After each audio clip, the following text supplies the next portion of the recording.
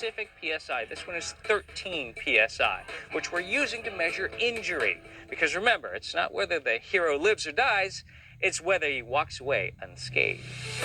Ready? In 3, 2, 1. Whoa, that was a good one. I felt that one.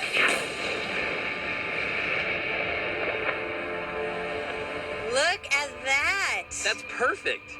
So we've successfully identified the injury zone. For our experiment, this is at 12 feet.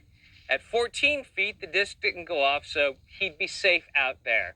We're going to set our guy right here at the 12-foot marker and try it again with our first household item, a filing cabinet.